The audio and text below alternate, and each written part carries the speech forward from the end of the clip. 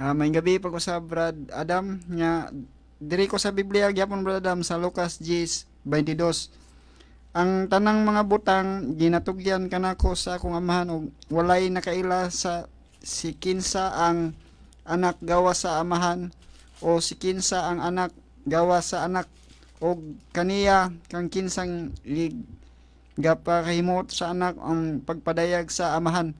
Akong pangutana ni Brad, diyon sa mga to pag-ila ning amahan og ang anak Brad kay akong pag-ila mao man dito si Hesus nga ang amahan si Yahweh nga sa ubang tinuan Jehovah. Atong giyon sa man pag-ila natong amahan og anak Brad palihog ko nagpatinaw. Okay din, salamat brother, no? Aw, ug mamina ta sa simbahan makaila ta. Kay ang simbahan atong balikon mao man ang haligi ug patukuranan sa kamatuoran. So ug magbasa-basa tag Biblia, nga mangita tag unsaon ni pag-ila nato sa amahan no, og sa anak. Aw, mapuno ta sa pareha ta sa uban ana nga basta kay mabasa ang Biblia niya ilang ikaw galingon nga pag-interpret mao na siya. Mao na moabot na tag 46,000 no. Karon sa pagkaron matud pa sa kuan 45,000 kapin kanin lain yung mga tinuhuan. Yung magbasa-basa ta,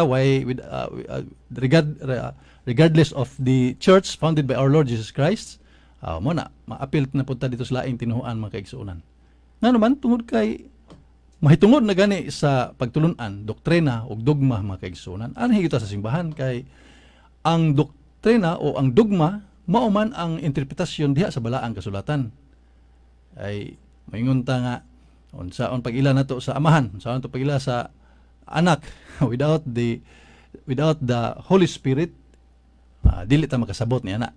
Pero ang Espiritu Santo nagpasabot man niya pinaagi sa atong simbahan. Busa ato ta simbahan na minaw. Mo nang ningon ang atong simbahan nga ang Dios usalaman ug diha sa usa ka pagka-Dios adunay tulo ka personas. Ang amahan, ang anak ug ang Espiritu Santo. Ang han sa amahan mao si Yahweh. Kay bawo ta na tungod kay gisultihan ta sa balaang kasulatan pinaagi sa simbahan. Mao na nga kanang uban nga naa sa laing hutong, mao na nga wa maminaw sa simbahan sa atong Ginoong Kristo. Ilang kaugalingon nag-interpret sila o naminaw sila dito sa mga bugos or katong mga false prophets, mao na nga wala kanila ang kamatuoran tungod kay didto man sila nakapaminaw sa dili matuod nga gipadala igsuon no. Unya salamat kayo. Maayong gabi Brad Adam, Ampere, naminaw kunimo diri sa Tisa, Amping. Okay, Amping usab diha, sister. God bless kanimo. To sa ningan mo ni mga kaigsoon kay ubay na maguning mo salipod ni, no? Kining naa diri mo salipod ni. Good evening, Brad. Watching from Buhisan, Attorney Pablo Garcia, residence. Okay, sa Tornino, Firolino. God bless kanimo, Brother John. Mayong gabi kanatong tanan. O kanimo, Brad Adam. Ang gabi usab kanimo, Brother Junis. All right. Good evening, Brad Adam. Watching from Shopwise.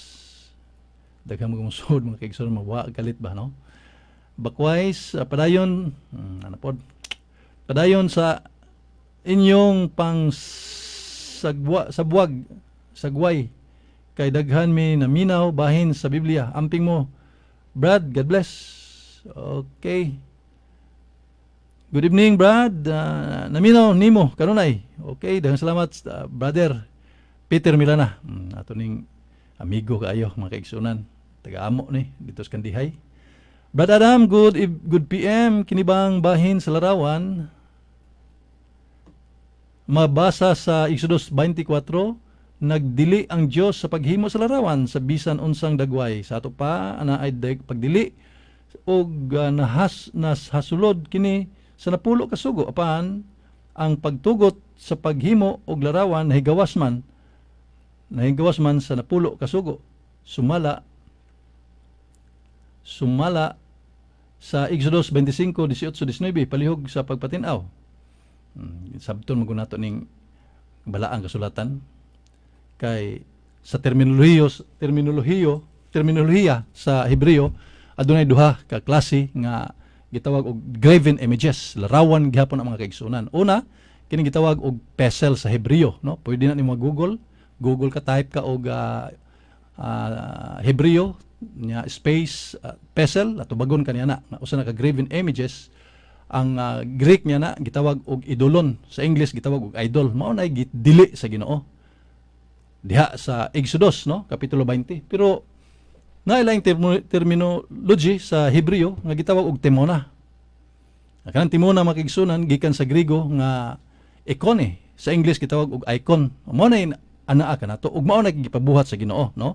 Sumala sa imong gisgutan diha sa Exodus kapitulo 25 bersikulo 18 ngadto sa 22 mga kaigsunan. So mao na ang gihimo sa simbahan, no?